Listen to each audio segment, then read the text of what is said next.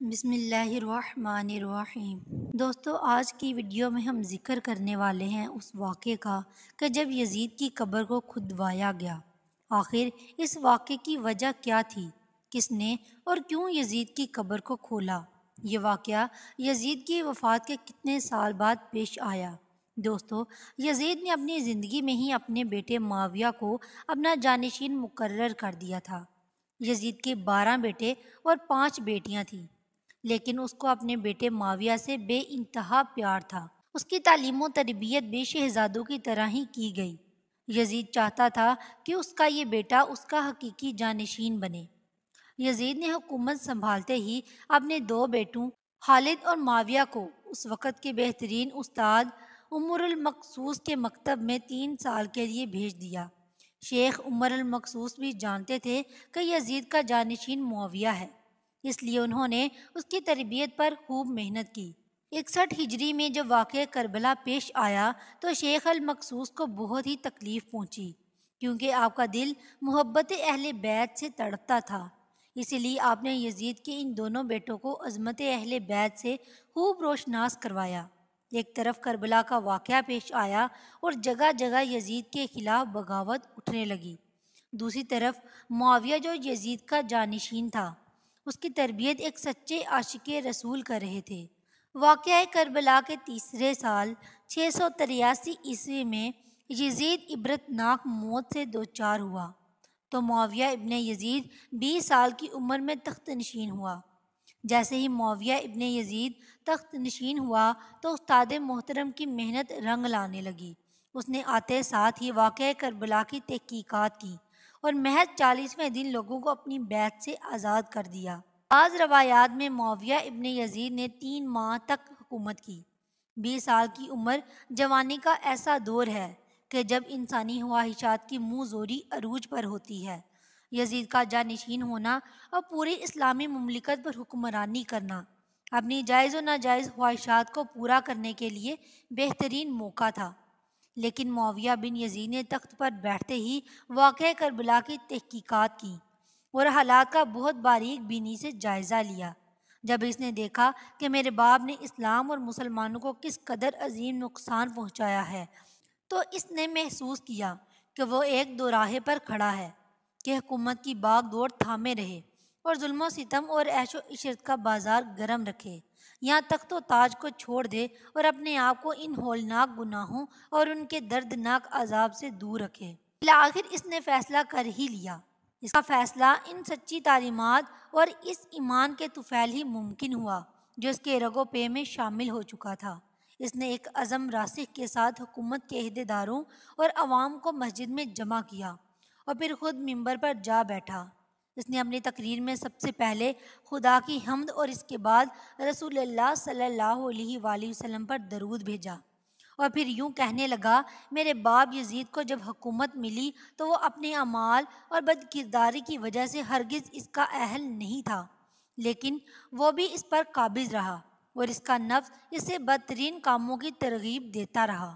وہ اپنے برے کاموں پر بھی فخر کرتا تھا اور اس نے خدا کی بنائی ہوئی حدود سے تجاوز کیا۔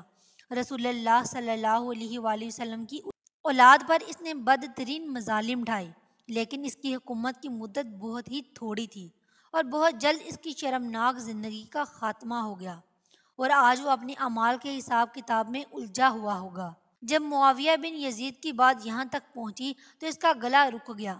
کافی دیر تک وہ بلند آواز میں روتا رہا اور اس کے بعد وہ دوبارہ لوگوں سے ہم کلام ہوا اور اس نے کہا، اے لوگو، میں تمہارے گناہوں کا بوجھ اپنے کندھوں پر نہیں اٹھا سکتا اور نہ تمہاری دوستی کا طوق اپنے گلے میں ڈالوں گا۔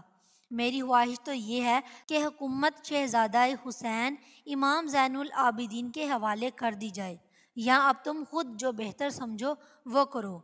وہ حکومت کرے جس کا تم انتخاب کرو۔ میں اپنی بیعت سے تم لوگوں پر سے ہاتھ اٹھاتا ہوں اور اس خلافت کو ٹھکراتا ہوں۔ معاویہ بن یزید کے ان جملوں نے محفل میں ایک طوفان برپا کر دیا۔ پھر معاویہ بن یزید ممبر سے اترا، اس کی ماں اور دیگر عزیز و اقارب آئے تو دیکھا کہ روئے جا رہا ہے، تو اس کی ماں نے کہا، کاش تم حیض کا چیتھڑا ہی ہوتے اور میں تمہاری خبر سنتی ہی نہ۔ اس نے کہا، خدا کی قسم میں بھی یہی چاہتا ہوں، اگر میرے خدا نے مجھے معاف نہ کیا تو میرے لیے برا ہو۔ اس کے بعد بنو امیہ کے اموی شہزادے مروان بن حکم کے ہاتھ پر بیعت کر لی اور اسے تخت پر بٹھا دیا۔ مروان نے اپنا دارالحکومت مستقل طور پر دمشق منتقل کر دیا۔ بنو امیہ نے شیخ عمر المقصوص کو زندہ درگور کر دیا کہ تم نے ایسی تربیت کیوں کی کہ معاویہ بن یزید نے بھرے دربار میں بنو امیہ کو رسوا کر دیا۔ اس کے چند دن بعد ہی معاویہ بن یزید کو زہر دے دیا گیا۔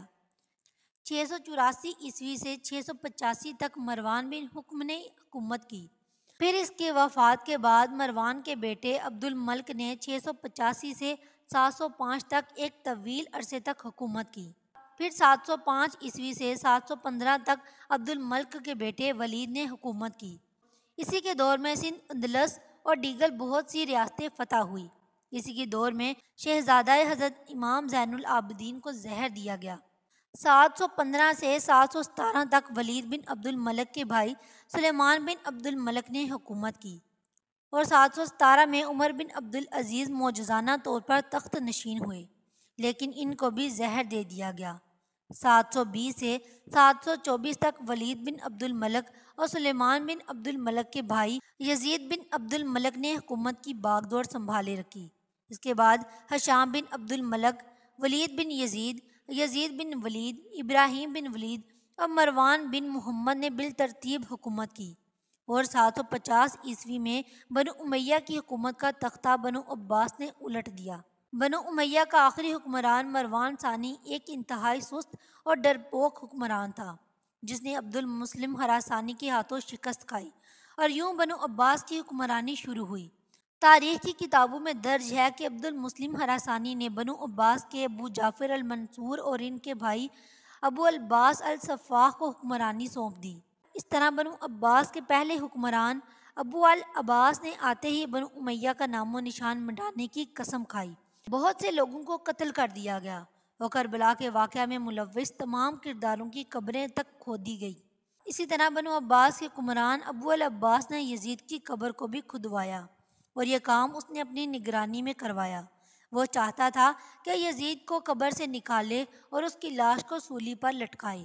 چنانچہ یزید کی وفات کے 65 سال بعد اس کی قبر کو اس وقت کے حکمران ابو جعفر اور ابو العباس کی نگرانی میں کھدوایا گیا، لیکن جب قبر کو کھولا گیا تو سب دیکھ کر حیران رہ گئے کہ اس میں لکڑیوں کی راکھ، بدصورت کتے اور ایک اژدہے کے سوا کچھ نہ تھا۔